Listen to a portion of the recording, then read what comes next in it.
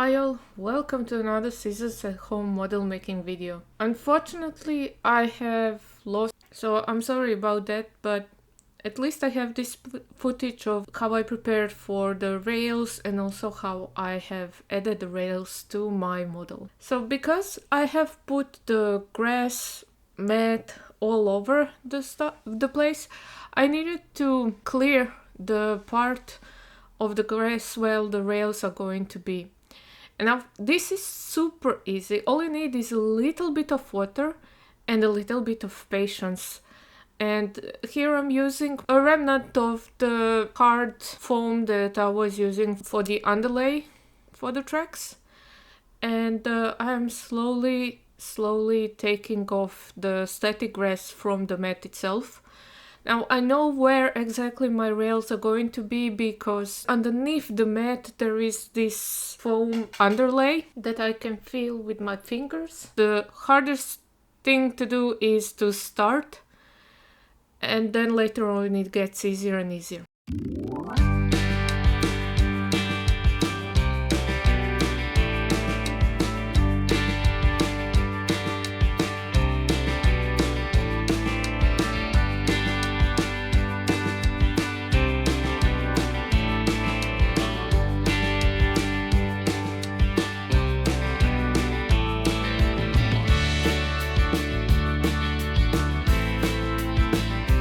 When I have removed as much of the grass as I wanted, I took my vacuum cleaner and I put the sock, so it's a nylon sock that I sometimes wear, on top of the pipe, and I have removed all of the static grass. The sock itself allows the air to go through but does not allow the static grass to go through, so I could just add the static grass bump into the other bits and pieces that I have also gathered from the mat itself. This static grass is perfectly fine, it just needs to dry and then you can use it for some other projects, so I'm not going to throw it away. Waste not, want not.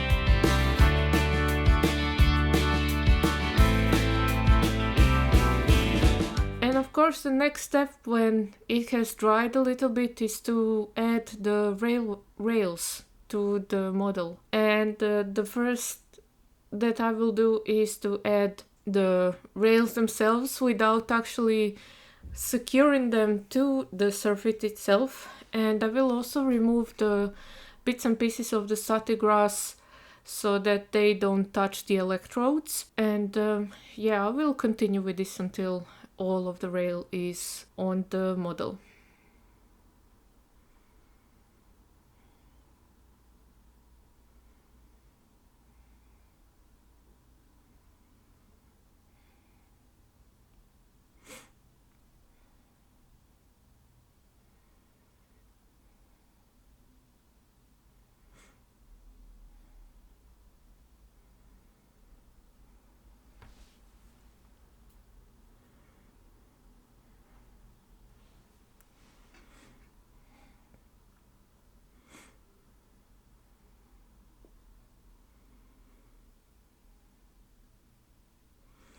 Then I'm going to secure my rails with using of those tiny screws that I use for the Z-gauge tracks.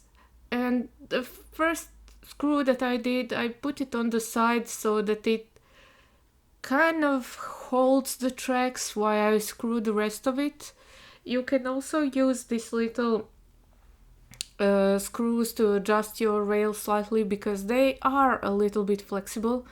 Not a whole lot, not like flexi rails, but still you can flex them somewhat and adjust them to your liking.